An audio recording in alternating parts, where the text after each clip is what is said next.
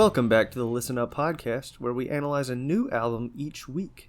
I'm Nick, and this week we've got me, Jamie, Holy fucking shit, and Jordan. I wanna go to the moon. This week we're going to be taking a look at You and Your Friends Deluxe Edition by Peach Pit, released in 2020, and it was picked by Jamie. So Jamie, why don't you tell us a little bit about this just glorious album that you picked for us this week? Well, I chose it because it's fucking great. First off, He's popping off. Secondly, I was gonna choose it like I think I said it last week. I was gonna choose it like last year. I mean, so the regular edition came out I think in May, maybe April 2020, and then the deluxe edition, which added Psychics in LA, Denny's Garage, and Adidas, dropped early October or 2020, I think. So it came out, so this feels like a fall album to me. I've already talked about this before, but I have like the weird thing where certain music, it feels seasonal to me. And Peach Pit, I feel like I get really heavy into their more energetic stuff in summer, but most of their stuff I listen to a lot of it in the fall normally. But so I wanted to choose it last year before it got to winter, because that's, like a Bon Iver season for me. But I just didn't feel like I knew that I wanted to talk a lot about it, and I didn't think I'd had it like familiar enough. And so then I pushed it with plans of choosing it this year, but it just haven't gotten back around to it. But then last week I was like, fuck it, let's go ahead and do it now. Because as I said, I don't know if I said it, but so I chose Being So Normal in my top 10 albums. That's their first album. Not their first EP, but their first full album. Listener, if you haven't listened to it, go check out that episode. It was very good. And I should have mentioned it if I didn't, but I almost wanted to add, have Being So Normal in it and then have this also in my top 10. But then I was like, I'm going to push it to honorable mentions. Exactly. That was the thing. And so I was like, well, no, I shouldn't do honorable mentions because I need to save space. So we'll push it. But there's few people that I enjoy all of their discography as much as I do Peach Pit. Like their EP, their live session, and both their studio albums. I love all of them. So I was excited to do this one, got around to it. But I almost said it beforehand, but I wanted to save it for the episode.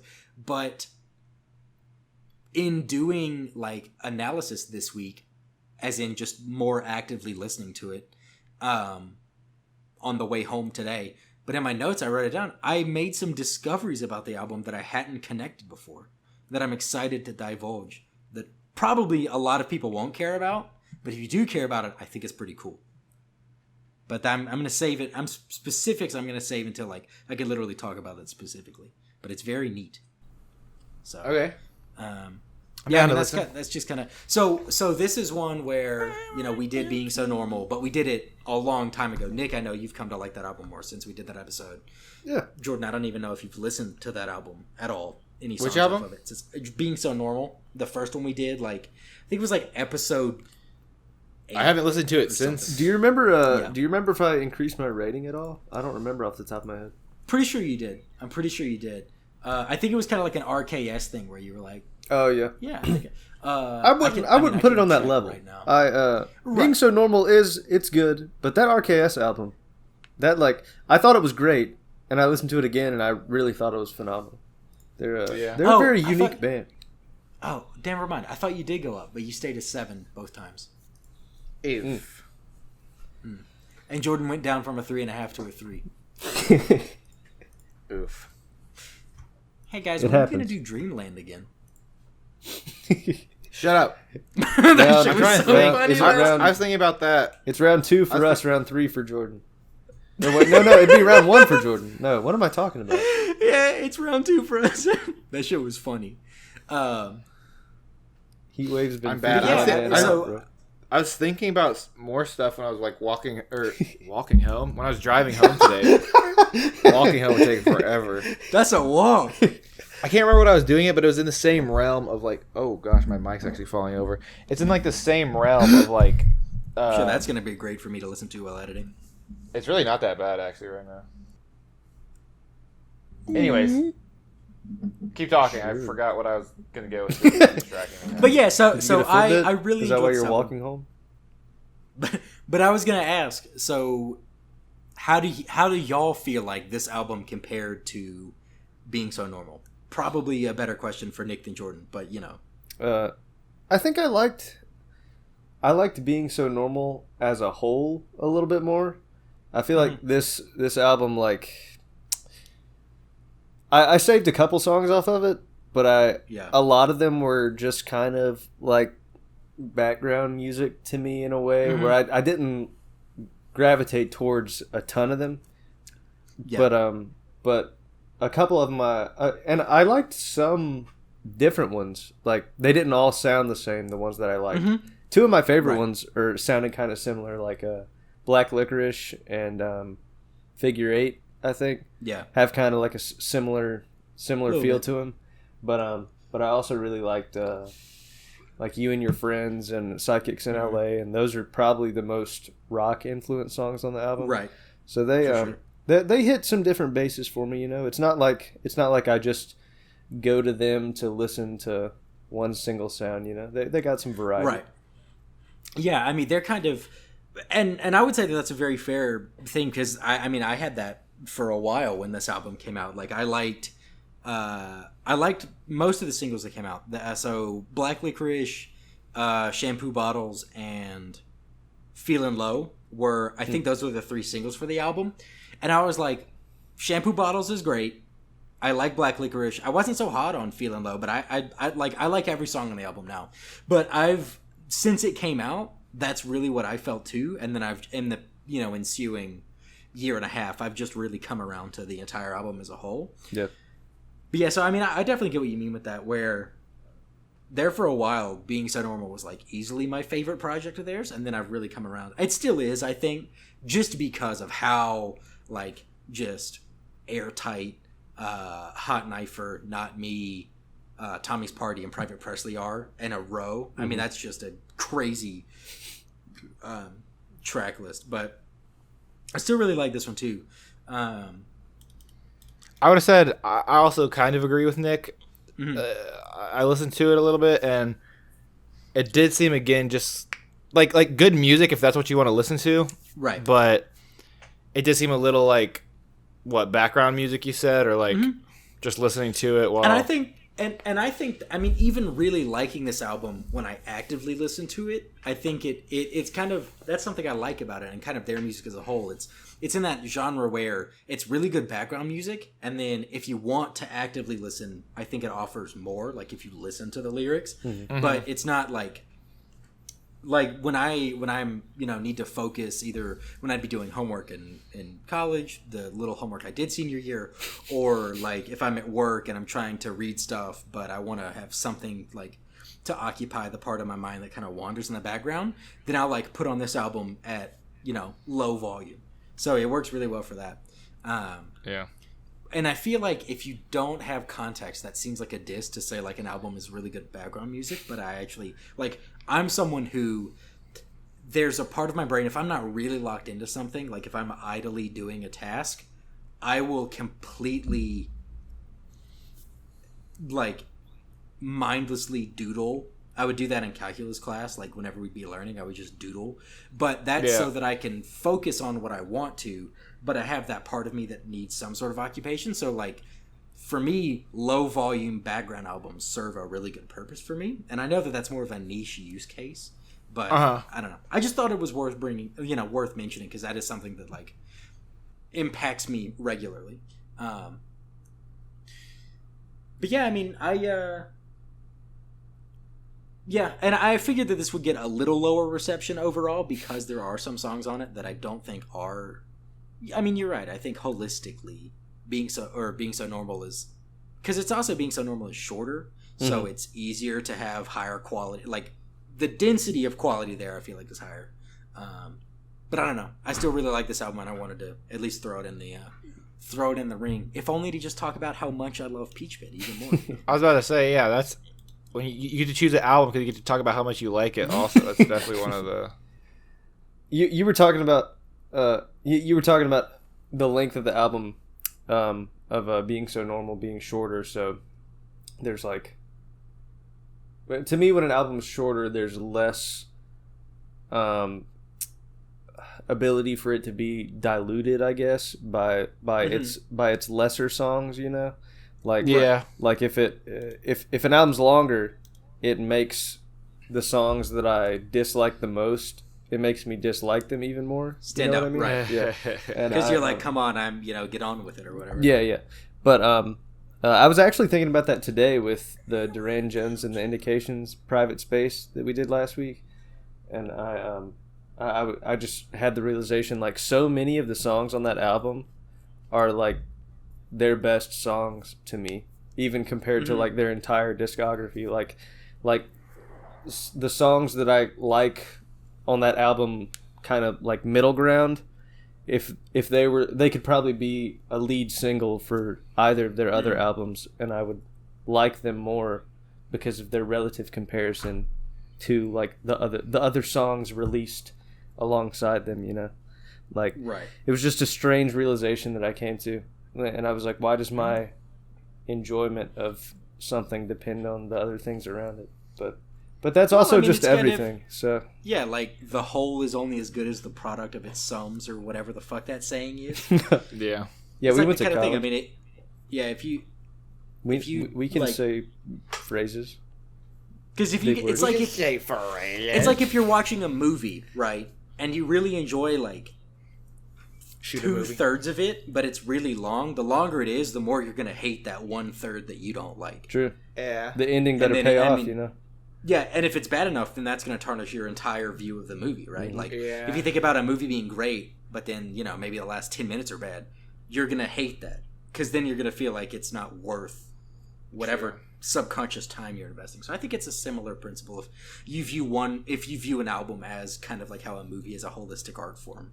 Stuff like that. Yeah. Like Tenet. That's a terrible example, actually, because I want to watch Tenet again. Because but that movie's weird because I haven't watched it yet. I haven't watched it. The majority of that movie, that isn't like a 2/3 love, 1/3 meh situation. That was like a majority meh situation for me.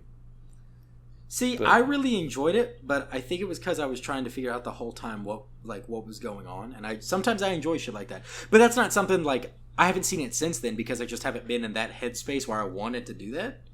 But if I want to, then it's good. Like, whenever I do my occasional rewatch of Inception, I'm like, hell yeah, this is great. Inception's phenomenal. Yeah. Unlike movies like Interstellar, where it's good from start to finish. That's and true. I haven't seen Interstellar. My favorite... You've never seen it? Dude, it is... Okay, wow. It is my favorite not nostalgia-driven movie. Really? Like, it is my third favorite movie. But have you ever seen The Prestige, perhaps? No, I haven't. You need to see that movie. Interstellar is my third favorite movie, but they're literally made by the same person. Are Transformers, the original animated movie from the 80s. Purely nostalgia driven. I can quote every line from that movie while watching it.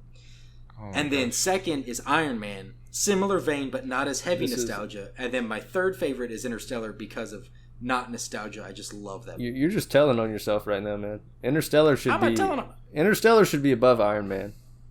Dude, nostalgia is powerful. It is. I was about to say. It had me in a trance watching like Endgame. I was dude, the whole time I was like, fuck yeah, let's fucking go, baby. I was hyped in that IMAX theater with you. Exactly. That's why I was like, I'll pay $25 for a ticket for IMAX for this because I've been waiting 11 years for this gratification. I also don't buy popcorn and drinks at movies, so like the ticket price is my only price. Bro. Yeah. But yeah. I'm a popcorn at the movie. Had to splurge. I have hella notes for this album, so we might want to go ahead and start getting into it. All right. Yeah, I was about to say, I don't know, you might balance it off with how little notes I have, but I mean, it's hard to tell because mine's on a phone screen and it's all dictated, so it's easy true, to true, say true. We also holy true, shit. True. We also have already spent the first 15 minutes, but it's this is going to be a soundboard episode. You're gonna echo off of our vacant minds. Vacant. I wish you would have spat take that on your computer. That would have been great. I would love to spit pineapple session sour all over my computer, microphone, and iPad. Oh, that'd be great. That would be amazing. But yeah, so I mentioned it earlier, but so the album starts out with Feeling Low, which was actually the first two songs were both singles that came out. So, listening to the album wasn't anything new, but I like Feeling Low a lot more now. Oh, and then parenthetically, Fuckboy Blues. I was about to say that the title turned me off a little bit, dude. I'm like, it's a little confusing. It's a little confusing. I don't know. Dude, the Fuckboy Blues, dude. This girl showed a picture of my dick. She didn't respond, my guy.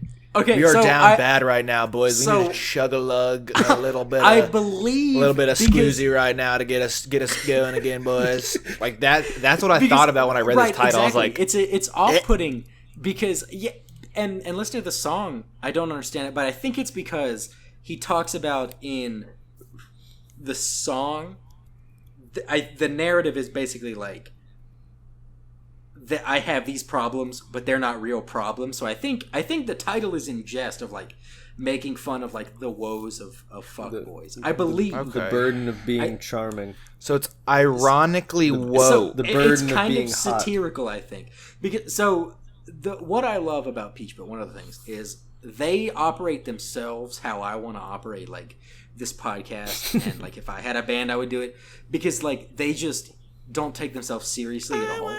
They call their fans, and their fans call them. Both ways, it's daddies is the referential term. Daddy. It's very confusing. But when I tweet it, not from the official podcast Twitter, but when I quote tweet it from my Twitter, I'm gonna at them again and say something with daddy in it. I'm now at the point where I'm comfortable doing that in the public eye. Okay. But so I think it's some sort of satirical, some sort of satirical title. Mm-hmm. But I really like how it starts off with not really a lot of drums or anything, and then at the end of the intro, it all comes in. I want something always, more or less than what I have.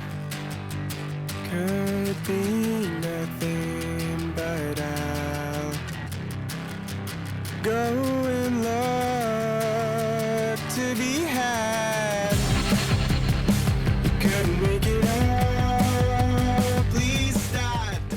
Right there, that's always fun. The choruses are also really good, where it kind of drops out and then they come back in and there's a build before it starts. And you know me by name. You couldn't make it up, please stop, don't think so as you're coming on. And I'm backing up, feeling low.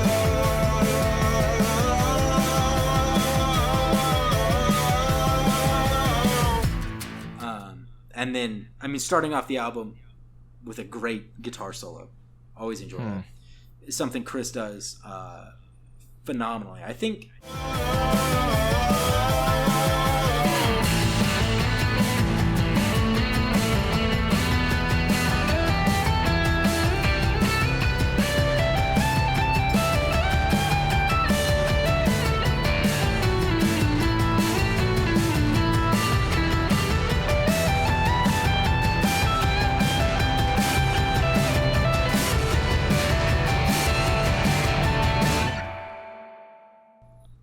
I don't know. It's hard because it's hard to look at a holistic body of work from anyone, but he might be like my favorite just guitarist right now. That's like the guitar in this actually sounded really good. I usually don't love I like guitar, but like it stood out to me. It stood out to me on this album.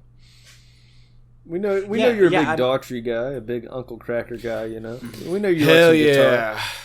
Yeah, because it's like I love at least I should clarify. My favorite lead guitarist right now that's still actively putting out music currently. Because, Jason Isbell, he's got some great acoustic shit and some great electric shit, but he's not, predominantly a lead player or anything. So it's... True. Yeah. So, I don't know. But yeah, it's great. I that song, like I said, that song has really come around to me. And I really like Black Licorice as well. Yeah, one of my favorites. Like that's another one. I enjoyed it when it was a single. Did you? This album's weird because I'm now the guy recommending music videos. Did either of you see any music videos from this album? I've seen the Psychics in LA a long time ago, but that's it. Yeah, so that one is great. Black Licorice is also hilarious. Okay.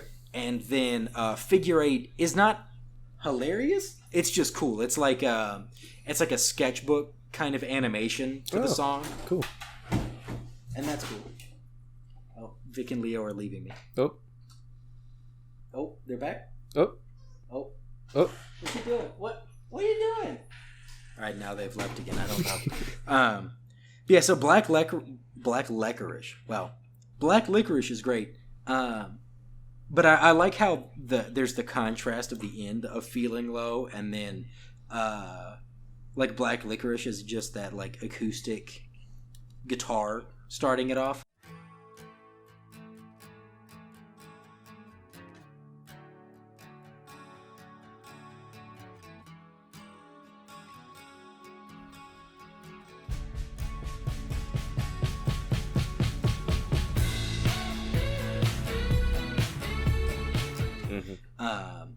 But so, and the chorus is great. I could probably say that for every single song, and I might. But the chorus for Black Licorice is great. It's very enjoyable.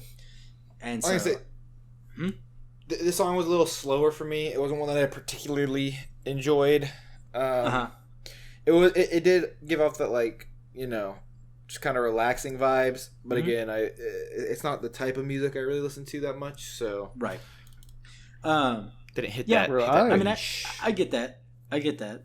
I was obligated to like this song. I also liked it without being obligated, but I had to like it because. Aren't you a Black Licorice guy? You all know me. I'm the Jägermeister guy. Everybody says that's true. I've never even eaten black licorice before, but people say that's what Jaeger tastes like. It does. I mean, I like Black Jaeger more than Black fucking Licorice. sucks, They're dude. not one for one, but they have the same root flavor. Jaeger is not bad, especially mixed in things. But Black Licorice, the black jelly fucking beans. sucks, dude. No, that's the only one I don't eat. I know you love jelly beans. I'm not a huge jelly bean guy at all. Yeah, I'm I not a love big jelly beans, fan. but I hate Black Licorice jelly beans. Bro, apparently my kryptonite is the damn Black Forest organic gummy bears. Goated. Oh my god, dude! There's before, on Face Jam, they get them sent to them a little bit. They do like a snack thing at the end of episodes, and I think that there's a better gummy bear out there that we have to get. There's no way. There's no way. They're called like Albanese gummy bears or whatever. Okay. I don't remember the brand, but apparently the way they describe look 'em up them, it and sounds like order 'em. why we like the Black Forest ones, but even better. Yeah. Okay. My mom, before I came down here, you know that like box of 65 that she got me for graduation. She got me another box before I came to Houston, and I just finished the last pack like 2 days ago. It took you that long? Yeah, I was really good about it, but like literally every time I would be eating 5 a day. Yeah, every time I ripped open a pack, I was just like, "Oh my god, It's so good." it felt like I was doing something sinful. Ooh, They're amazing. Lusting over the gummy bears. Go to confession. But no, so this is the first song where I started to draw more lines, and I have a theory. So the song is really cool, and I think it's a really interesting way to talk about alcoholism. Oh. In Black Licorice? I'm pretty sure that's what the song's about. I'm almost really because Neil got sober, right? Oh, okay. And I'm pretty sure that this song is because he talks about like I don't remember her name, but he says like, oh, whoever's doing a good job walking the line, not like I, something like that. Allie goes it just like me, but she's on a stride of keeping her shit right in line, unlike mine. She's good at holding her shit in check, whatever. And he talks about because the song is like, but I'm so wasted all the time. I'm so wasted out of line, right? But so that's one. I just think it's a really cool way to talk about how alcohol. Oh my god! Whoa! Alkaline. That's what I stumble on. But I think it's a really cool way to talk about how alcoholism affects like your friendships and relationships, and how like, you know, people don't want to hang around you. Your black licorice, your friends always leave you in the bowl or whatever. They don't want to pick you for stuff, right? Wasted on a dime.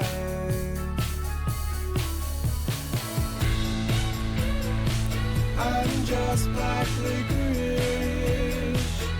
and all the people that I know would rather leave me in the bowl. But at one point, I think it's the second verse. It starts off. He says like, Chuck is gonna have to carry me home, but he says that's fine because he's my baby. He don't mind. Chuck, he knows he'll have to carry me home, and he'll say that's fine. But he's my baby. He won't mind. Well, on being so normal, on the song being so Peach Pit normal, lore? Peach when Pit he's extended outside, when he, I'm gonna get there. When he's out on the porch, and the person he's talking to, the narrator, in this instance probably Neil, they say, you know, are you fine or whatever? Are you okay? And he talks about, he's like, I'll be fine. I'm just freaked because I saw Chuck kiss Livy Jean. So, on a real note, I think that what it is I think they actually use their friends, like, names, at least their first names for the most part, in their songs. That or they know what fake names they have them and then continue that thread. Or, on a more fun note, and there are more things later, the Peach Pit Cinematic Extended Universe. The PPCU. The PPCU. I mention it later on too. But it's just so cool to see that, whether it be fully constructed or just like a product of being like real shit in the songs.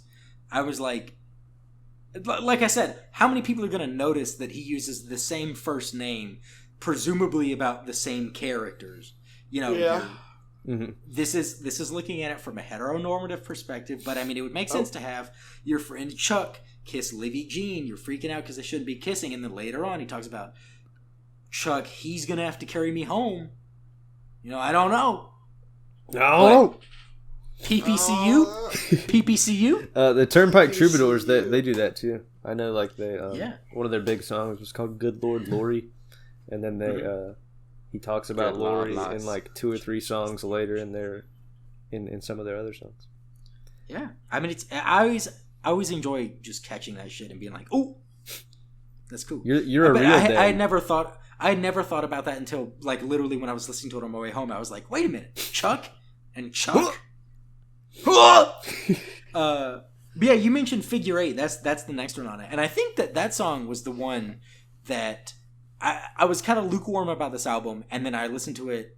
Like Figure 8 came on a daily mix a couple months later, and then I revisited the album, and that's when I was like, oh shit, no, this is really good. So I can thank that song for getting me back into this album. But it kind of occupies in my mind the same space as like Hot Knifer from Being So Normal or 17 from Sweet F.A., their EP, where it's like there's a loose narrative to it, but it's for the most part just like feels like a fluff whatever. You're just the narrative isn't what's great about it. You're just listening to like the relaxed vocals and, you know, vaguely like vibey spaciness to it. Yeah. But I really fuck with it. That's kind of why I like it, is because it's so dreamy and like danceable or something. Like it feels like it would be a great song to play at a roller skating rink. That's true. And that's what it's about. It's about ice skating, but I think it works for roller skating.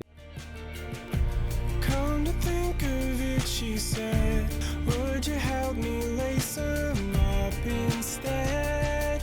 The weed I had is working.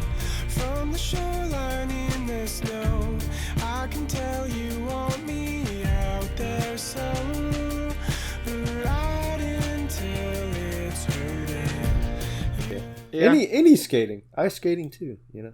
Yeah, I mean, she just says, The weed I had's working.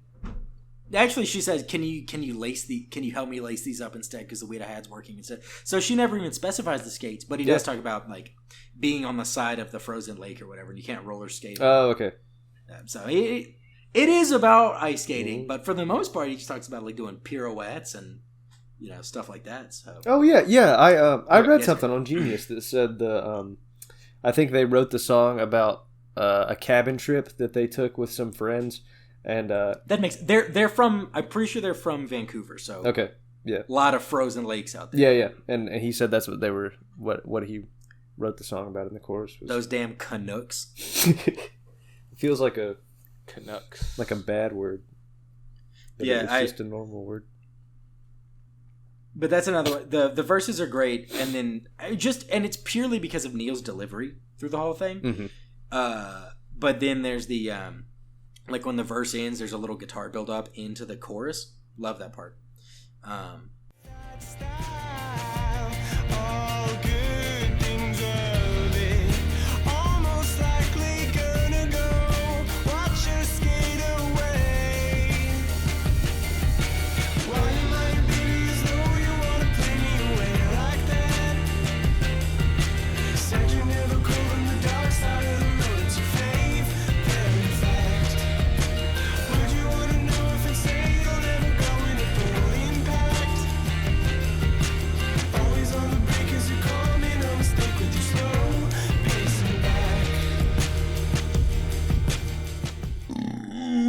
Oh my! Oh, that was a belching.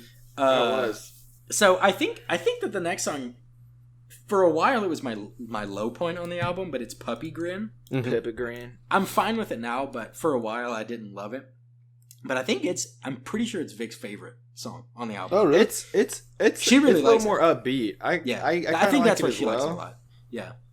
It's kind of a more like dance. Like I feel like you could dance to the song, if it like comes on, like for sure. White person dancing because right. I have no rhythm.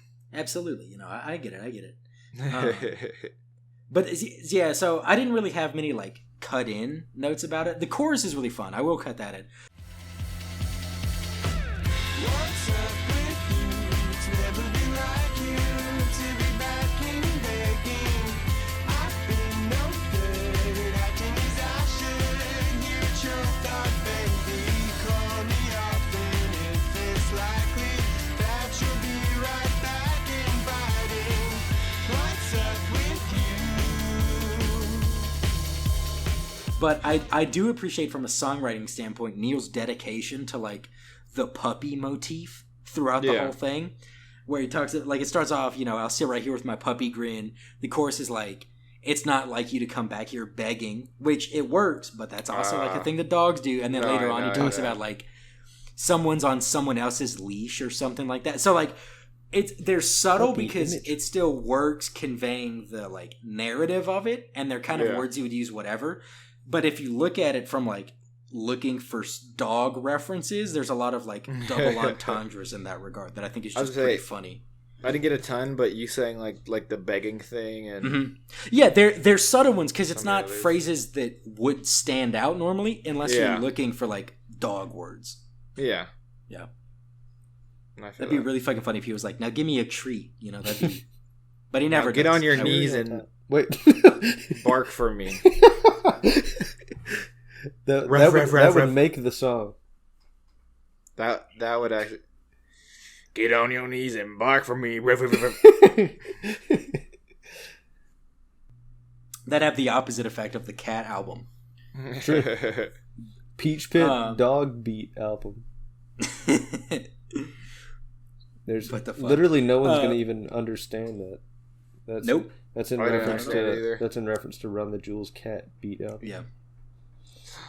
Meow, meow, meow, meow, meow. Meow the Jewels, I think is the name of it. Yeah. Meow the Jewels. But so Brian's movie, the where my ad lib for this week came from, I love how delicately Neil delivers the line, "Holy fucking shit," in this song. It is so funny to me.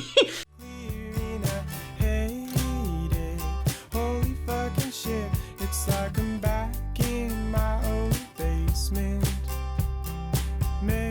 But it sounds good. It is like so funny. It's kind of offbeat the first time. Well, it's not literally offbeat, but it's just it's surprising the first time you hear it.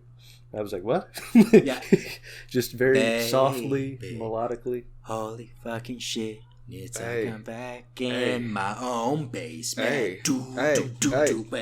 Yeah. So it's great. I like the whole song throughout it. It was one for a while. I don't think Vic liked very much, but I enjoyed it. We kind of, it was like the inverse of Puppy Grin for us whenever we'd listen to the album. But I enjoy how before every single, like every chorus, there's like the lowering in the music, and then it swells back into it. A lot of dynamic range in it. And specifically, I know it's going to be long, like to cut in, but I couldn't separate the two of this and have it make sense, or the three of it. But I really enjoy where the bridge is great, and then it builds into the chorus, and then it goes into the outro solo. And I like that outro solo. I love it. So it's really fun and then like super groovy and stuff. And so I know it's going to be long, but I'm going to cut all three in at one time because that's like my favorite part of the song is that whole, it's like the last minute and a half of the song. Please be over it, bright. You always had my back as a short guy. Waiting out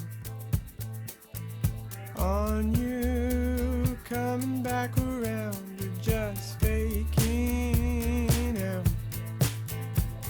Seems that's my upside now.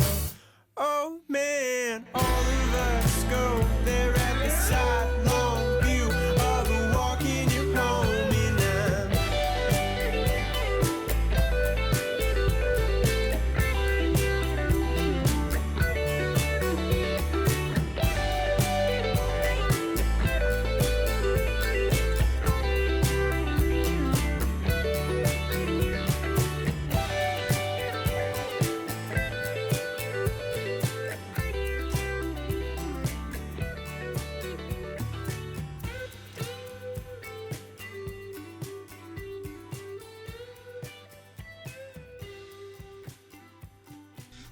But it's worth it, listener, hopefully. Hopefully you didn't just decide to say fuck it and turn it off. Hopefully, woefully.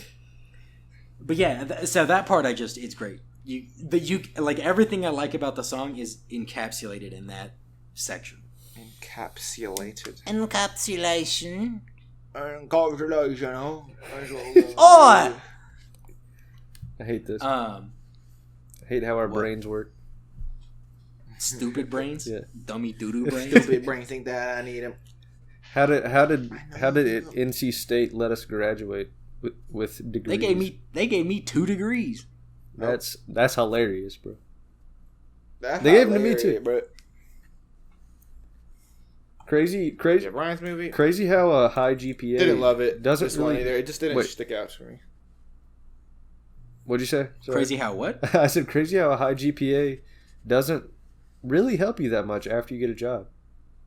It's one of 3 things I was good at in my life. Oh. But still, it's more like you have the ethic though. You have like the ethic there. That's the. But it does like mild out a little bit as far as like work ethic and smart goes, because like you can still do your work even if you have like a lower GPA. You can as long as you just like do the work. You're pretty good, you know. Mm-hmm. This is to all you people still in school out there. Don't give up. Cool kids, stay in school. This is for all you kids. It gets better. Yep, it gets. All of us are thriving and just our best selves right now. Yeah, not sad at all. You can be sad and still be your best self, you know. Exactly. Well, maybe. I guess kind of overall, you know. Like as long as the sadness isn't like permanently overbearing. You get what I mean? You gotta conquer that a little bit. Sure. 100%. Yeah. All right, guys. Now on to Camilla. I'm at home. Oh, Camilla. This kind of ties into what you were talking about. How you could still be sad and feel good at the same time. Yeah. So Camilla is a great song.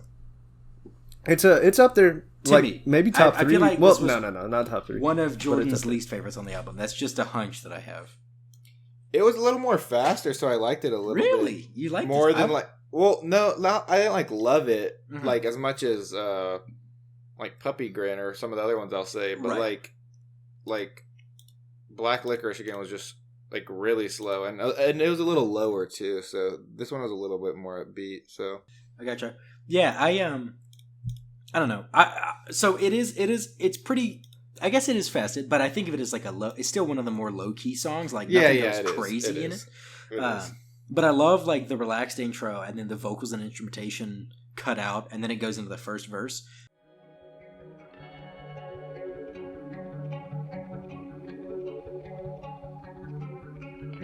Camilla, I'm at home alone, just staring at my phone for you to write. I'm laying singled in my bed, just stoned out of my head this Friday night. Oh, Camilla, you don't understand. I haven't left my room in a couple. The first verse, chorus, whatever. But it never gets old. I always really enjoy that part. I love Neil's delivery in the song. Mm-hmm. I think it's fantastic. The subject is really cool too. I think, I talked about how in Tommy's Party, how that part of like a friendship falling apart isn't sung about much in, pop music. And I think that the Camilla one also wrestles with a subject that is very real. I mean, especially for like teenagers in the digital age, or teenagers, early 20s, whatever. Because it's not necessarily like serious, but very still relevant and poignant. Talking about where, just speaking on the like facade that social media is, and so how it's all about like, the chorus is like, you might think that it's me you really see when you're scrolling through, i.e. unnamed social medias, but it's not really. And then also kind of talking about how that plays into or runs up against being in some sort of relationship, like in a maybe a talking stage, or like someone you're friends with but you want to like somehow break out of that or whatever, but then being at the point where you don't know how to do that, and so you're progressing through this whatever relationship where you're like, I want to do this but I don't know how, just that tying into the facade that is pretending you're all right through social media or texting or whatever, but really you're at home sad is like what the song's about. But yeah, I just think that's really cool because I can't think of another song that wrestles with such a specific yet very relatable thing. I don't know. It's great though. Crafting it's really your cool. online persona. Exactly. Yeah. And then just being a or your whatever person. Right. Your first. Yeah, your fursona. My first. Yeah. Google that, audience, if you're not familiar. Yeah, Google with it. fursona if you're not familiar, and then pause this. Google fursona. Rewind 15 seconds here, then you'll understand. But there's also, there's also like rules of the internet, so you have to just be in tune with that. So look up Fursona Rule 34, and you should. Yeah, you have to know, really. You should know etiquette online. Yeah, if you're not well versed, you need to look up the 34 rules. Etiquette after that. Yeah, you need to know the 34 rules of the internet and like standards and procedures of how to handle yourself online. So you definitely want to look up Fursona Rule 34, and it's. You don't want to do that thing like when you try to look up a recipe for cooking and you have to scroll through like pages of it. So just go ahead and save time. You'll find a really cool flowchart. Google Fursona Rule 34 and image search it. Save yourself time, so you don't have to look for anything, and that it'll help you out. I will take no part in this. You're welcome. Yeah, and then come back, thank us, and now we can get on with the episode now that we've helped our audience learn about using the internet. But so to wrap up my thoughts on Camilla, I love the build into and then the subsequent final solo and how the refrain comes back in. Love all that. Gonna cut all that in.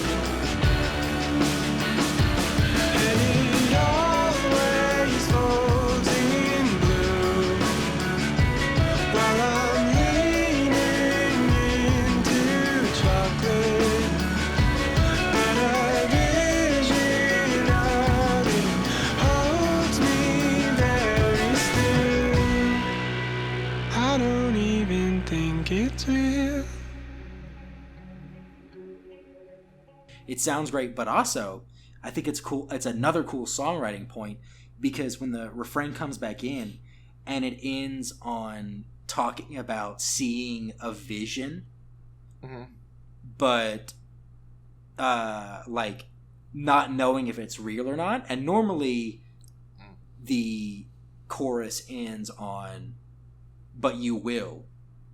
But with this one, when it comes back in again and it ends the song on it, he doesn't say but you will or whatever at the end. So there's no confirmation. So the song ends on a like a question mark of is this real or not? Like is this relationship real or not? Instead of the assurance that normally ends the chorus, it ends on what the whole song's thematically talking about, which is not knowing necessarily what's concretely real. So I caught that as well while driving home, and I was like, huh! Wow. Damn, Neil, you did it again. I assume Neil writes. I think that Neil writes most of the lyrics. Yeah. As far as Second Life with Emily goes, is there any lore behind this, Jamie? It seems like a title that would have a lot of lore. I don't know. I know that he's changed relationships, so I don't know if it has like real world implications or not. Don't worry, we'll get more into the PPCU later on. But with this one, I'm not really sure if there's like concrete lore behind it. But I really enjoy it. I've always been wondered what the song title was. Did you say? Did you say concrete? Concrete. I might have said concrete. Interesting. Concrete. You're from Yadkin. It's concrete. Mr. Denver, Mr. Big City. Ooh. No, wow. That's not a Denver thing. I think for a while there was a point where I don't know why, but I changed from if I'm talking about like a concrete, like a solid idea, I'll say something more along the lines of concrete. That makes sense. But if I'm talking about like the road or pavement, I still say concrete. Yeah. Like that's a concrete sidewalk. But I'll still say like concrete idea, or I treat the word concrete as if it's like succinct. I say it in a similar way. I don't know why. Okay. Don't know where that came from, but succinct versus I noticed that like yeah, exactly. I noticed that like a year ago probably. I was like, did I just say concrete? Okay. You should present at academic conferences. I should do that. Just because of that. I show up and say, all right. You should be a speech presenter. Someone else does all the research, and then they just give you the PowerPoint. 3.2 GPA because I learned, but I had fun. Hell yeah. And for me, that doesn't look like a 4.0. But in Second Life, I like the slow build, how it builds really slowly, and then it goes in with that like, it's almost like fucking ska music. It feels like the rhythm in the verses of it. But I really dig it.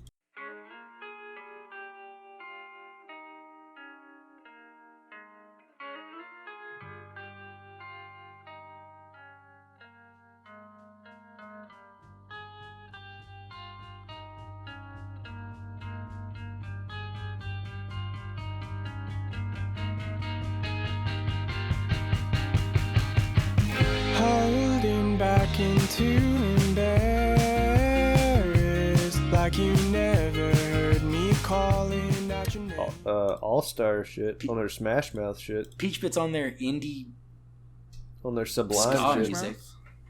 Yeah. Indie Smash Mouth.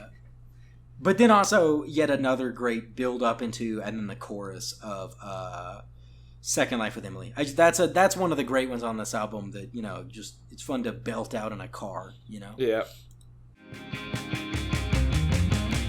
You've come out here to waste my time. As I'm saying, go ahead and waste it.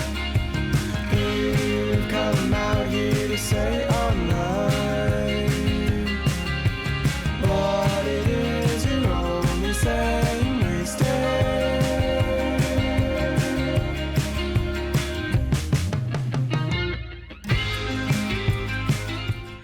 You Oh, Nope. what? pretty much. Demons were coming out of Jamie's mouth? Oh my god. But we can get into the PPCU with I'm ready. I'm pretty sure Tell me about it. that it's Tell me about it, kid. wait, maybe it's not until Thursday. I thought it was Live at the Swamp, but my Oh, notes don't seem to result that. Damn you it! silly goose! But it's so Live at the Swamp. I don't have too many notes for it. But I love the solo because it's one of the solos where it's not just Chris going fucking apeshit on the guitar. Yeah. That's where there's cool like rhythmic call and response between like Chris on the guitar and then, you know, the drums and bass.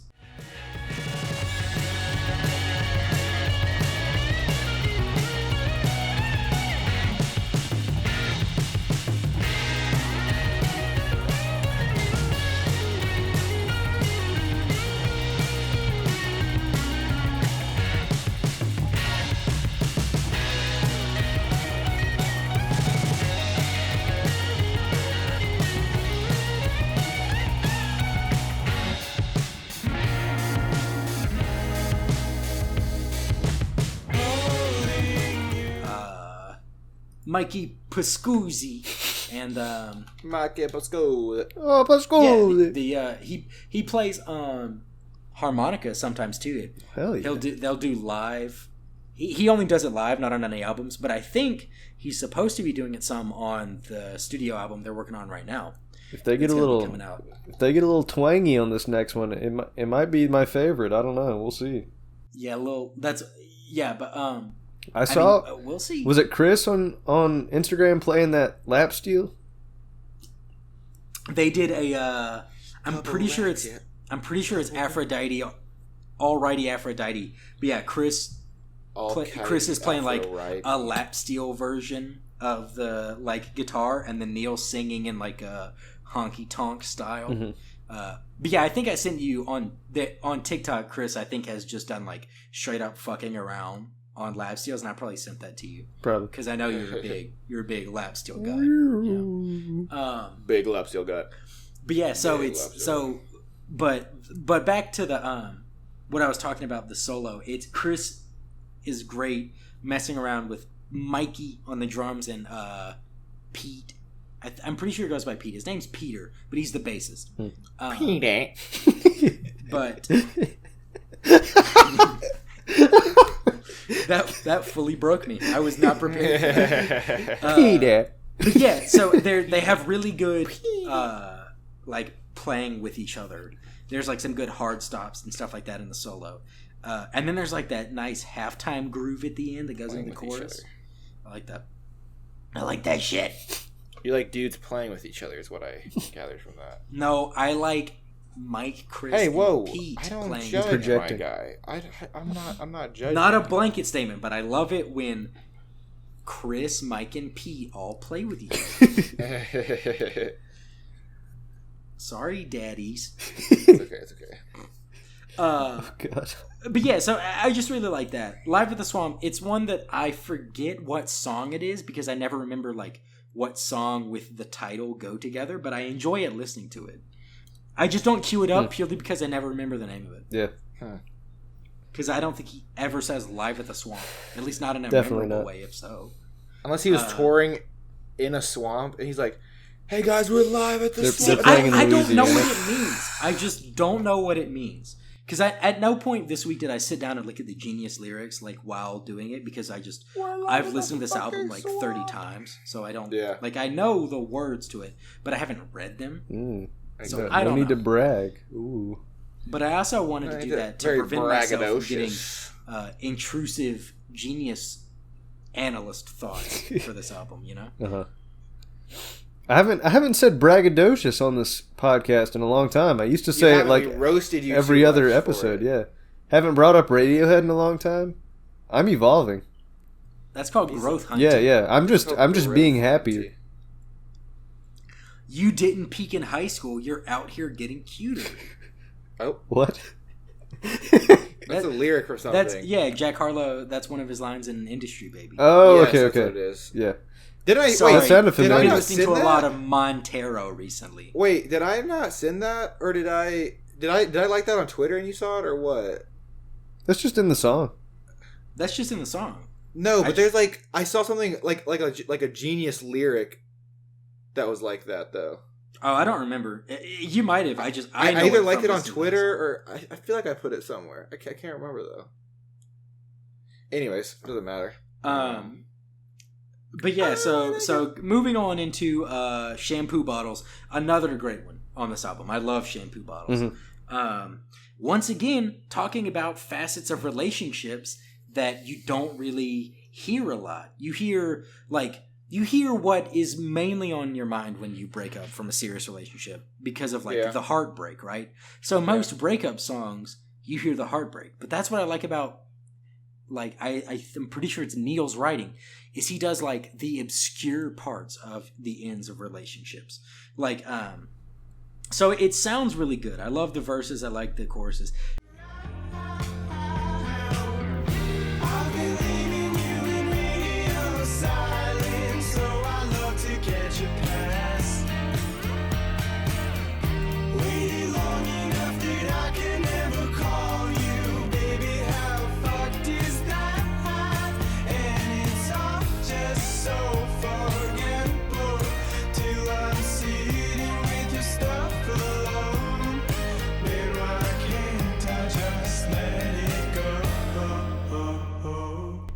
It makes me laugh whenever he says, in the first verse he says all that hoo-ha from your health food store. Yeah. Making fun of buying shit at Whole Foods. But it sounds like he's censoring himself, right?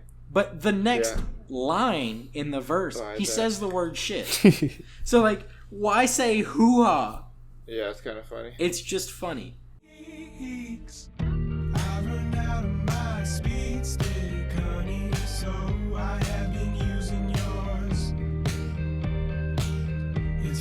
Trash all that organic hoo-ha from one of your health food stores.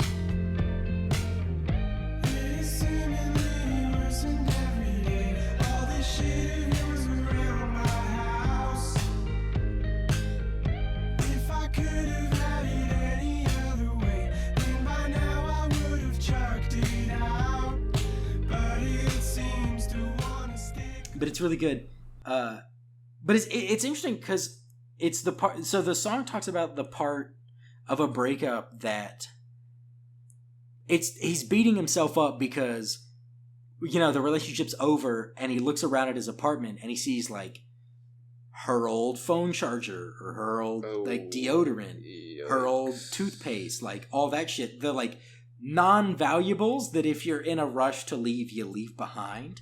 Yeah, and it if Vic left me, tomorrow, God forbid, there'd be so many just material reminders that I know would just sit around. Yeah. So it's that'd be very bad. Yeah. All right, listeners, you just heard a jump cut.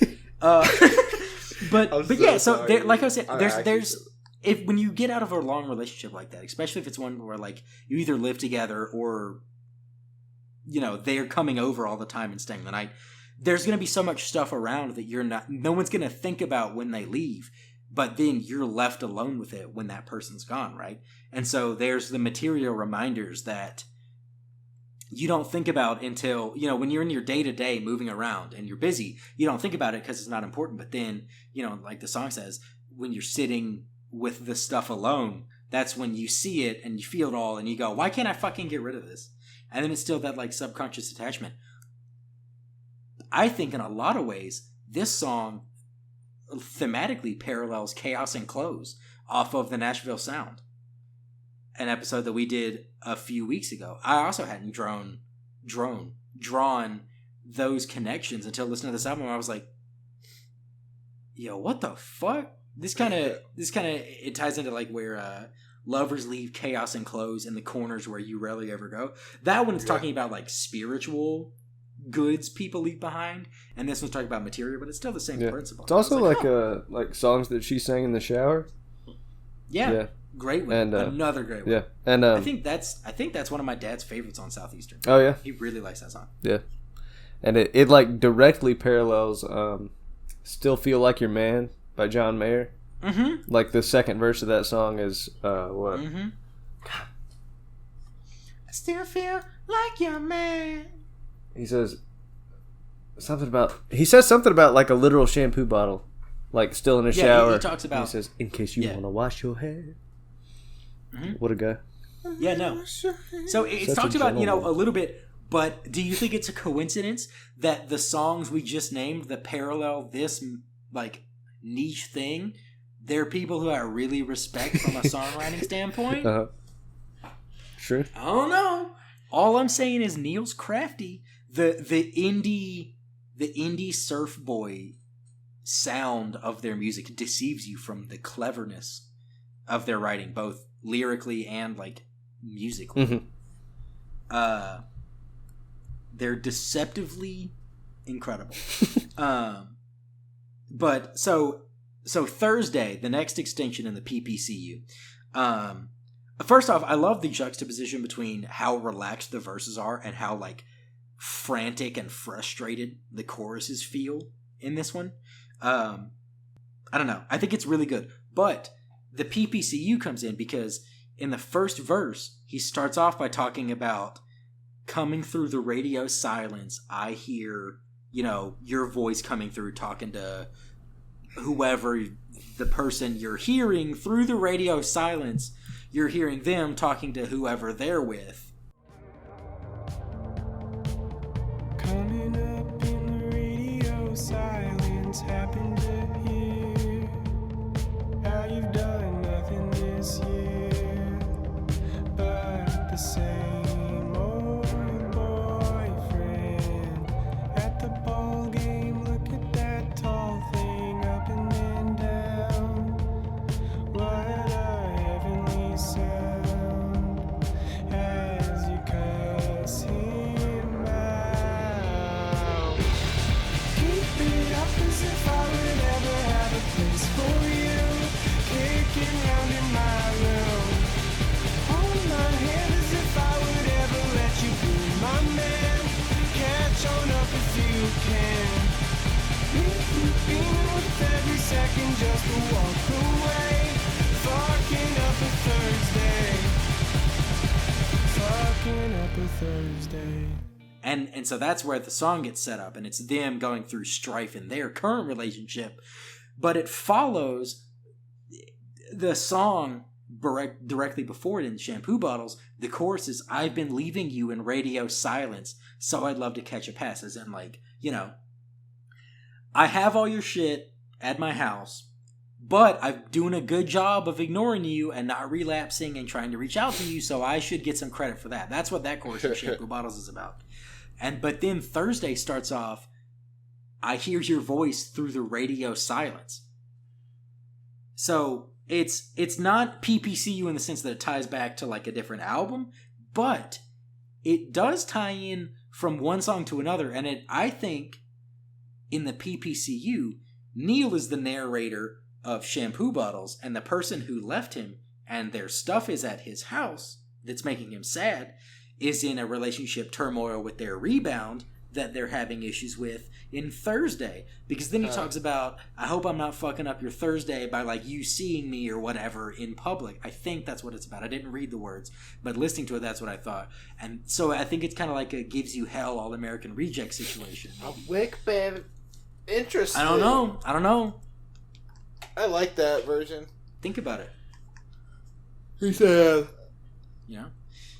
give you hell. And I think Your Teeth is the only song I didn't have any notes for. That was my least favorite. Yeah. Yeah, it's probably the only song on it that I'm still like, I don't skip it, but I don't ever cue it up. Mm-hmm. You know, I still sing along to it, but I'm not loving it, right? Because then it goes into one of my favorites on the album, which is You and Your Friends, the titular track. Also, wait, I forgot to intervene, Jamie. You went on to the next one too.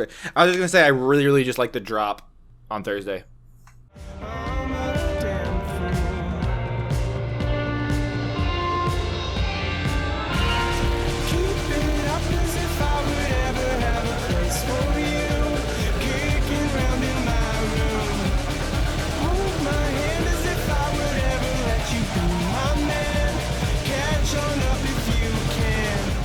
Yeah, where it goes from that relaxed chorus to then like Sorry, I wanted you to say everything, and then I felt like I forgot to like intervene at some point. I gotcha. Had to get out the PP. It's like the closest to an EDM song that we're gonna get, you know. Mm-hmm.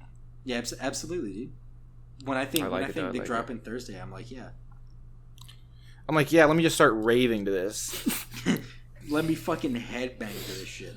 But yeah, You and Your Friends. Yeah, You and Your Friends. The original, me and Nick. before the deluxe version, you know, this is what the song ends on, right? Yeah. And it's great. I think it's a great end to the regular album because it's one of my favorites on both. On like the deluxe version, it's still one of my favorites. Yeah. But I love the pre-chorus and then the chorus. Where'd you think we're meeting? Come on, let me hear it. Everyone's a villain, baby. Safe for you and your friends, though. I'll be in division. She's freezing in the kitchen. Won't you let me be the best one that you know?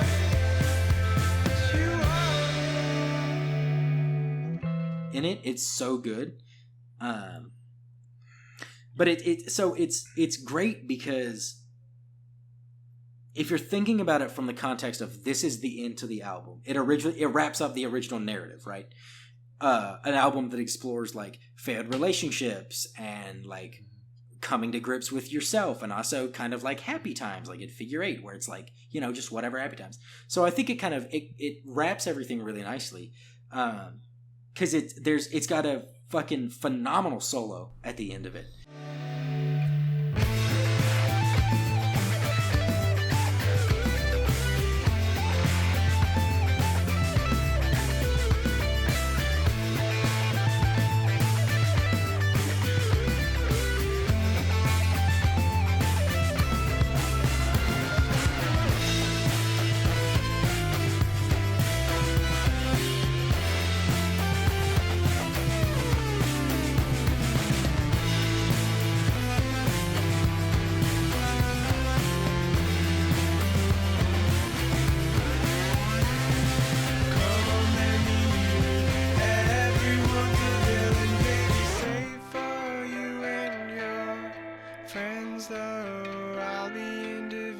She's freezing in the kitchen. Won't you let me be the best one that you know?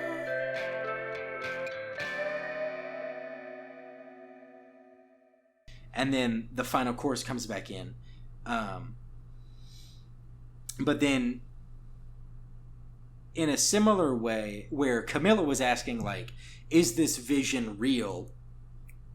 That in this one, this is the one where it says you will at the end of it. The other one it talks about, in Camilla it's talking about like, I don't know if what I see about our relationship is real, but this is the one where when he brings the final chorus back in, instead of saying you will, it ends on just like a pleading question. at the end of it. And so it kind of ends the album on, overall, it ends on an unsure note. And I think that it's just representative of how, like, up until this point, this album has explored a lot of, like, what it means to just, like, be coming of age as a person in life. And then it ends on a question mark because life is just one big question mark. So I think it's really cool from that perspective as well. It also just sounds really good. It's a really good outro. It ends the song on a really high note. Like the music. Yeah. It just, instead of like having a feel-good resolution, it ends on a, like Mm-hmm. I like that. I like that melodramatic stuff. I like that meta stuff, you know? I'm into that big brain. I liked stuff. Inside. Sorry if that makes me annoying. Sorry, Twitter community who hates anyone who likes Bo Burnham. I do like the distortion at the end of You and Your Friends, though, too. Yeah. I think it's a fun part where it starts distorting it. And again, distortion is just fun to listen to, dude. Exactly. Just fun to listen to. Exactly. Oh, you should check out this indie band, 100 Gex. That's I'm on the sugar. I know they probably didn't even do that song. I forget. There's one song that blew up. I think they did do Sugar Crush, right? Or no? I think so. There's one song that blew up that, like, it sounds like them, but it's not them. Like, yeah. Let me that might be Sugar Crush. Their big song was Money Machine. It might be Sugar Crush. And Money Machine and Ringtone were kind of big. Sugar Crash. Wait, it's Sugar Crash. I think. Oh yeah, Sugar Crash is done by Eliotto. All the Eliotto fans are gonna be mad. Oh, okay. By Ellie Goulding. But if you don't, I want something like yeah, I'll send you I think it's a Ringtone remix. The song Ringtone by 100 Gex. It has Charlie XCX and Rico Nasty on it. Oh, well, I know you're Rico. I know you're big on your hyper pop shit. I've never been consistently on any hyper pop shit. Kenny. I've listened to like 3 songs by 100 Gex and I'm like, these aren't terrible. They're catchy. They're funny. I know. I actually kind of dig it. It's kind of just like it feels good to listen to something that's just like never. Whenever they come out with their next album, 10,000 Gex, I'm picking it, and Jordan and I are gonna love it, and you're just gonna sit there and deal with it, Jamie. 10,000 Gex. I have died every day waiting for you. Boy, did you just send a Skrillex song in our Discord chat? I sent a LaRue song that has a Skrillex remix. Oh, okay. The kid LaRue. There's a LaRue song that was remixed by Tyler the Creator that I know. It's pretty good. Yo, what? He doesn't sing. He doesn't like rap on it at all. He just like redid some of the beats and stuff. But it's good. I got it. Yo, Tyler's in the song. Doesn't sing at all. Well, that was literally me. Oh, that's an old David Guetta. Yeah, that's what I was. That's probably how a lot of people were. What'd you say? The old David Guetta special. Oh yeah. A Tyler feature? Hell yeah. That was also me on Juanita by Sturgill Simpson featuring Willie Nelson, where Willie just plays his guitar. but he is known. He's known for his guitar. His signature guitar, named Trigger. It has a name. True. So I'll excuse it. Trigger. I mean, a lot of people have famous guitar names. Yeah. Like Lucille. BB King. Lucille. Baby King. Did you say Baby King? Did you say Baby King? Yeah, Baby Keem plays the blues. My dad said he was lucky to see BB King one time live, and a bunch of people brought roses and laid them on the stage, like just while he's performing. And he said at one point he looked around and every woman in the fucking venue was crying. I was gonna say, didn't you say that he just said people were like weeping at the concert? Yeah, he said that people were just like openly weeping. I mean, if you've ever listened to like the real blues, Mm-hmm. I mean, it's powerful shit. It's incredible because blues is the music of the soul. You know, I watched a YouTube video where I think BB King like restringed one of his guitars like on stage or something. Mm-hmm. Or, like I was just like, well, he would do that shit. He busts a string. He would just use the other strings while fixing. Yeah. Yeah, crazy shit. Absolutely insane. I didn't You just have to be good enough to be like, okay, no biggie. I know what sound I want to go for. I just use a different string for the next like minute. Yeah, I didn't realize the complexity, or like I never fully understood like how insane it was that Jimi Hendrix taught himself guitar like upside down, right? He was left-handed and taught himself with a right-hand guitar. Yeah, all he could get from the pawn shop was like a right-handed guitar. Yeah, and so he taught himself That's insane. just playing upside down on a left. Yeah, and I like because he was left-handed. Yeah, I heard that and I was like, and then once I watched like 4 guitar lesson videos and I was like, wait, literally the conventions of everything are incorrect. Like, I guess maybe not really. You just have to, but you have to memorize everything upside down. I don't know. It's If you want to play chords, you have to flip your hand. It doesn't make any sense. Yeah. Well, and he also played so much stuff. I think eventually he did like string it in the right order, just still upside down. But I mean, he just it was like fucking Mozart, where he was just a savant. Like he just was so like his brain just worked in such a way that like it just made like it just clicked. And then as a product of that, you know, life wasn't stimulating enough, so then he got addicted to drugs when he was in Vietnam, and then eventually succumbed to that at 27. Now. Yeah, but I mean, just crazy shit like that. It blows my mind. To do that and then revolutionize the instrument and how it's played, and have such a legacy where you hear a sound and you're like, oh, someone's playing like a Hendrix chord. Like, that's crazy. But so we've wrapped with the regular version of the album, and we've moved into why I wanted to do the song. Really, all 3 songs. This is one of the ones where the deluxe version adds 3 great songs to it. But primarily, I wanted to talk about Psychics in LA because it's like It's a great one. It's one of my favorite songs by them in general. I love Psychics in LA. This one's a great music video. If you haven't seen it, check it out. It is hilarious and also like cool. Visually, it's very cool. And it's funny, but it's not an absurdist funny. Yeah. It's just like real life representations of what led to the writing of this song. And it's just a hilarious situation. But the chorus is fucking great, right? No, wait, come back to me, go on, baby, just to get away. Sidekicks in LA.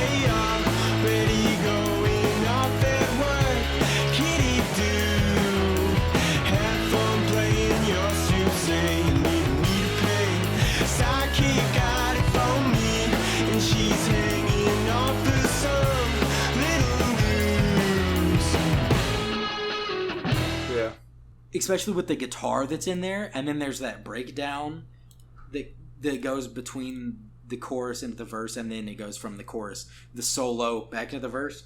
But that shit is money, dude. It's a like high energy, and the melody is interesting. Everything about it is awesome. Yeah. And then in the second verse, where Neil delivers the line, "There's no way your baby's home safely, that part is just delivery-wise phenomenal. Are you faking? Coming to get it on such a whim. Winks at me like she's in, but it seems I've run upon somebody's racket. No way, your baby's home safely. I cannot get on this horoscope in fashion. No way, come back to me, go on, baby, just to get away. Sidekicks in LA. But yeah, and then just the whole solo is fucking awesome from start to finish. Yeah. Slow.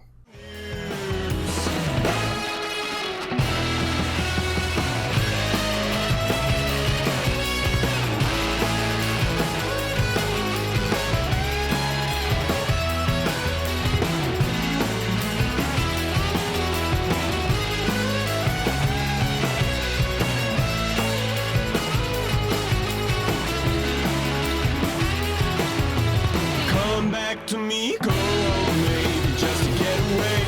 Psychics in LA. And I didn't realize this until just thinking about it while listening to this for the album. I'm pretty sure I've seen Psychics in LA live. Oh yeah.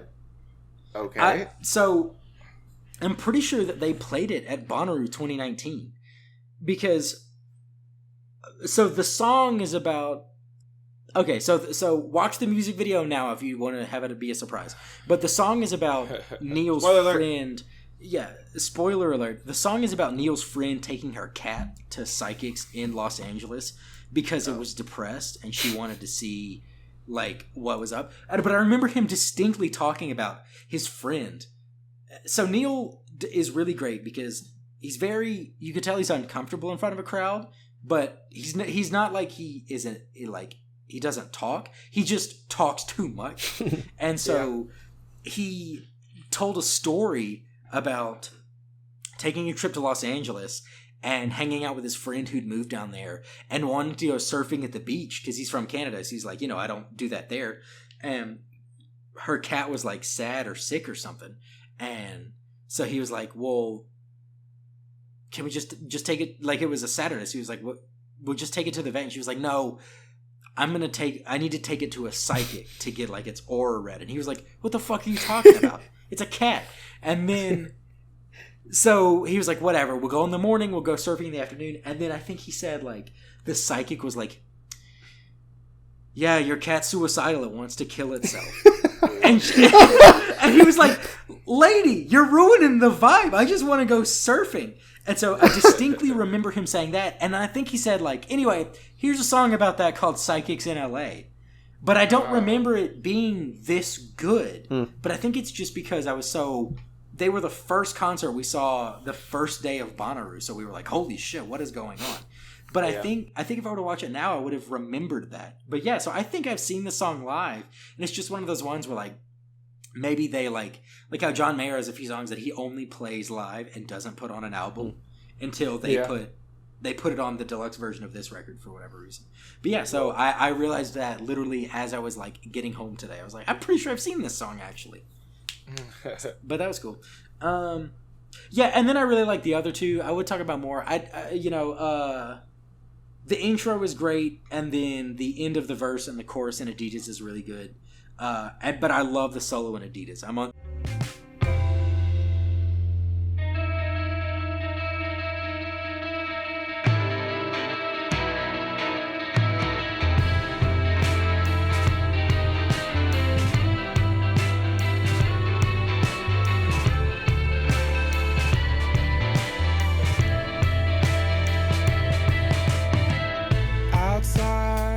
It's one of those ones where I'm like on the edge of my seat the whole time listening to it. It's very interesting and driving. Yeah. And then the final solo in Denny's Garage is great. It just feels it's a very raucous end to the album.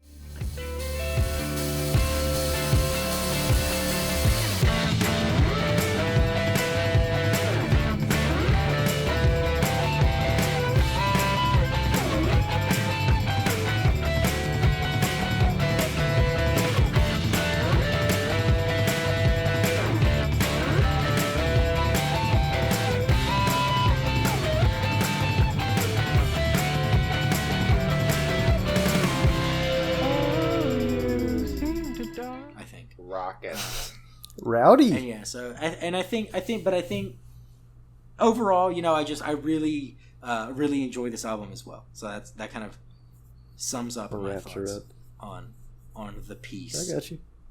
Yeah. Yeah, I don't have too much for the disc number 2. It's funny how like you can classify that on Spotify. Mm-hmm. They were all right, but nothing super stand out. Psychics in LA probably was my favorite out of the 3, but decent album, I guess. Decent album, I guess. Well, I guess we can come to me on the day of my peach pit, and you tell me you don't like no more parties in LA, huh? That's what you do to me? You come to me on the day of my album, and you say no more parties in LA, huh? I say no more LAs in Psychics. Okay? Please, baby, no more psychics in LA. We need the collab. Please, baby, no more psychics in LA. Kanye no produced more psychics in LA. Kanye produced Please, Peach baby, Pit, no or more Peach psychics Pit in LA. produced Kanye. Hell That's yeah. funny. Kanye has a guest. I feel like if we got some, because he was too busy doing guest features in Couldn't make Cumda. for the third album. I feel like if we got some Chris guitar on a Kanye beat, it could go hard. Devil in a New Dress. Mm-hmm. But a couple I'm not songs saying off. it's the best song on that album, but I'm saying it's easily top 2. The best song on that. Top 2 and it ain't 2. Top 2 and it ain't 2, buddy. Okay, buddy. Maybe top 3 and it ain't 3. You know, contextually, Runaway, just off the rip. Devil in a New Dress.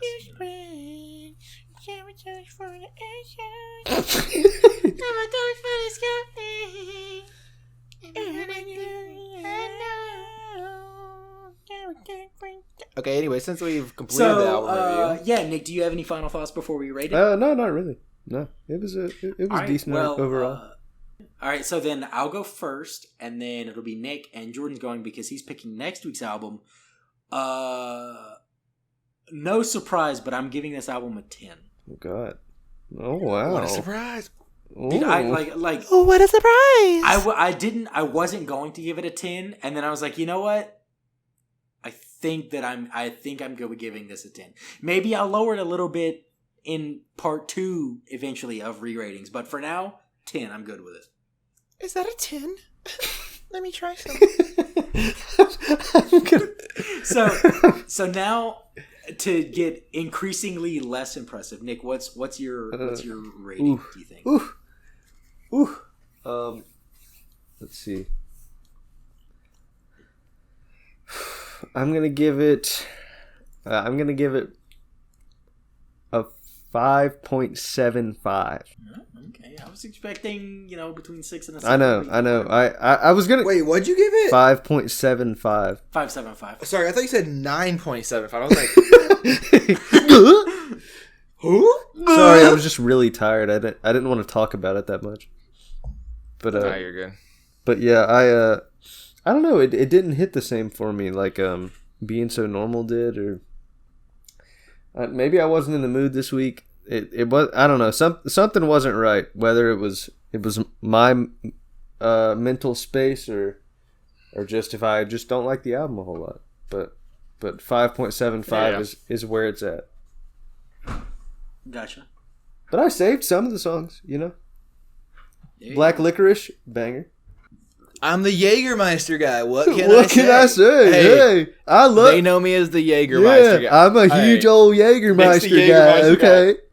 Hey, Give me. Nick, stop it, bro. He's drinking he literally has a problem, guys.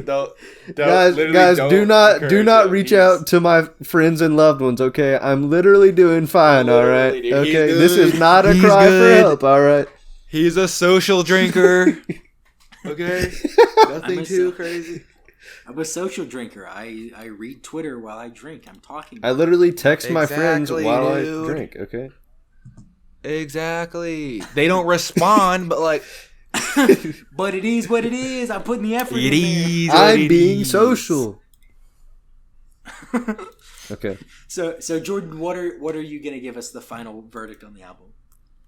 I'm gonna give this a 3.65. Okay. That was very precise. I enjoyed it more. And if you put it on, I wouldn't hate it. Uh-huh. Well, some of the songs I would prefer you not to play. Even in a social setting. Well, but some of them that I could cruise to, as light ambient or talking music, Makes sense, But makes sense. So yeah, yeah, light cruise music like "Blonde" by Frank Ocean. My guy pretty like. it's not even on Blonde. I know, so That's not even on Blonde. I know that's the. It's on Channel Orange, okay? Hand me a towel, I'm dirty dancing by myself, gone off task. Do you want to hear the album for next week, Jamie? Or are you going to keep singing? Huh? Oh, well, so I thought you asked Next if I album wanted next to week is... I thought you were asking me if I wanted to listen to Blonde for the album next week. I was like, fuck yeah. No, do you want to hear the average score for this week, 6.47, seated at 42nd. I don't think it's tied for anything. Yep, just chilling at 42nd. So then, okay, now you can go ahead. What are we listening to next week? We're listening to Baby's Back Yet. It's not Blonde by Frank Ocean. Couple racks yet. We're gonna listen to Montero. Okay, nice. I didn't know. I thought what you said was trying to do the album title, and then you went so far away we didn't hear what you said. When you said that, I was like, what is that? What is that? But I was hoping you were. I've heard it's good. Yeah. And I'm gonna force myself to listen to it just because it's one of those albums where even though it's good, rated, and everything, I'll still just like put it off, just because I'm lazy. But I'm gonna force myself to listen to it. All right, guys. So is this our most topical album yet? Probably. Like as far as release window to it dropping.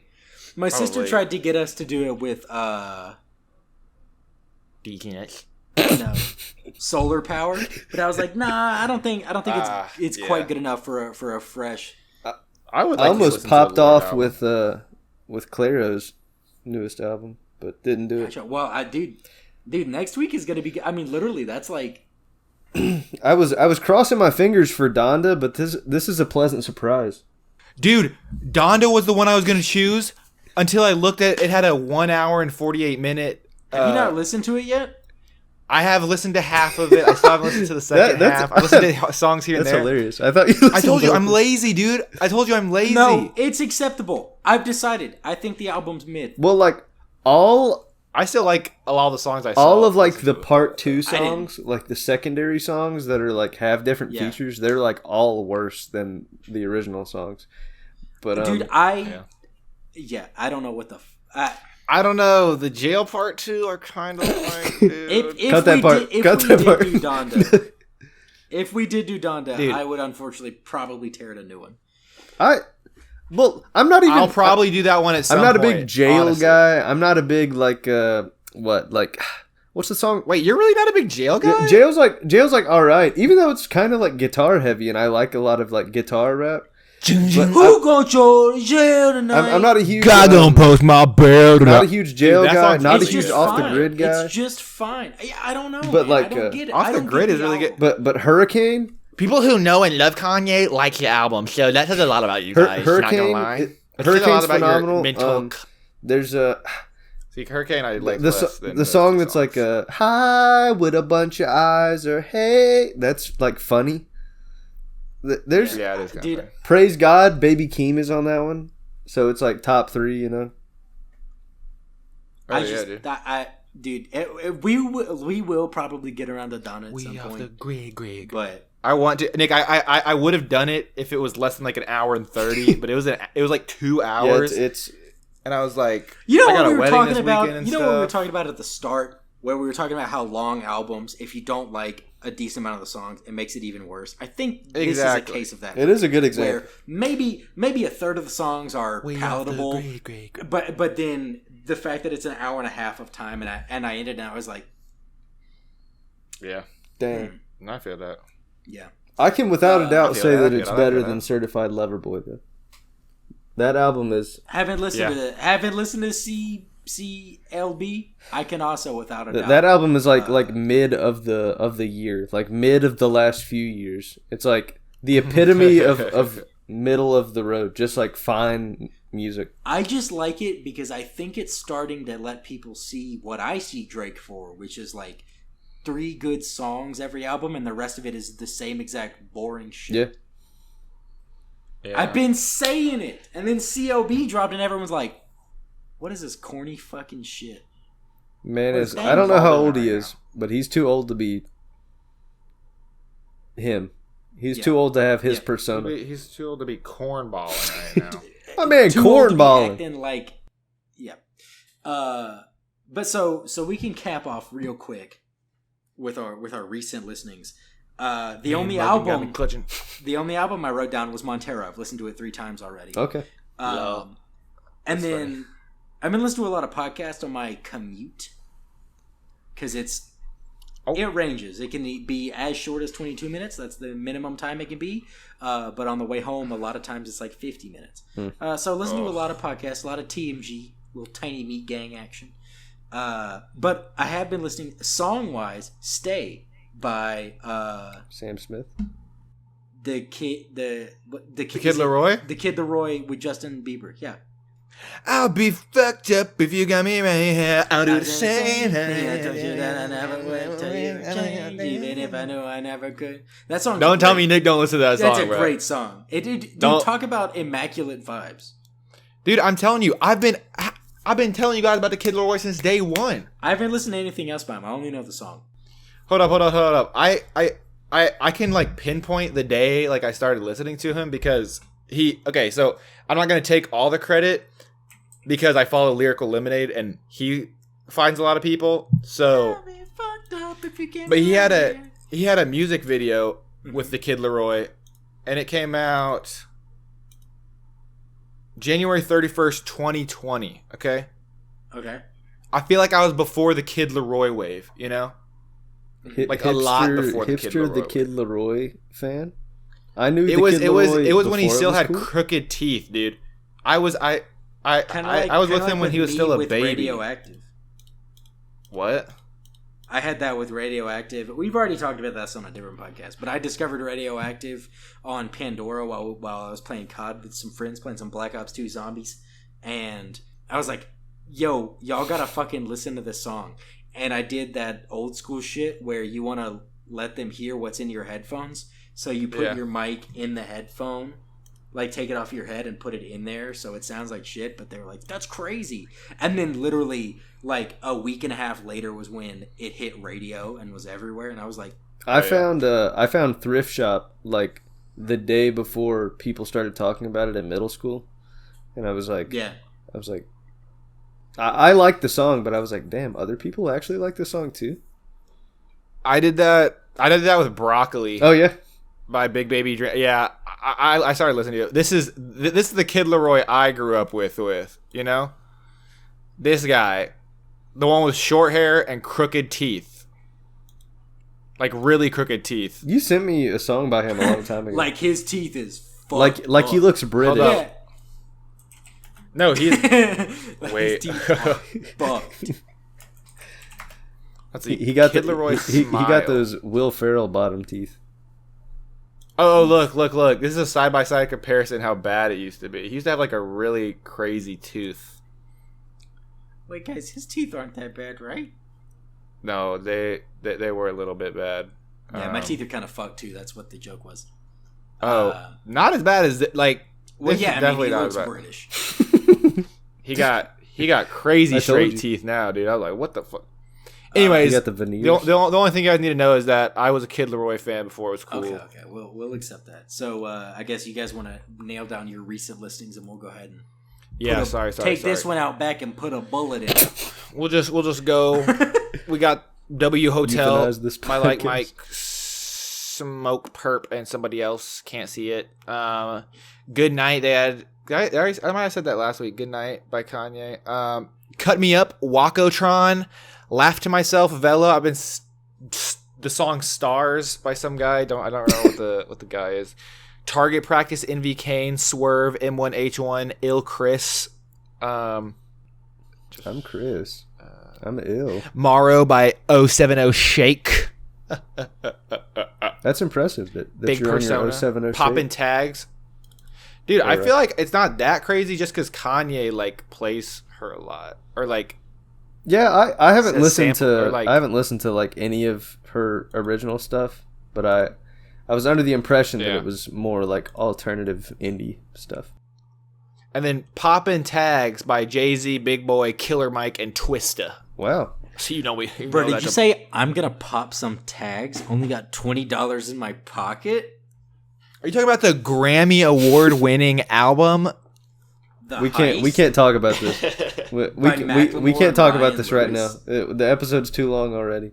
I'm about to go on another tear, like I did the other week.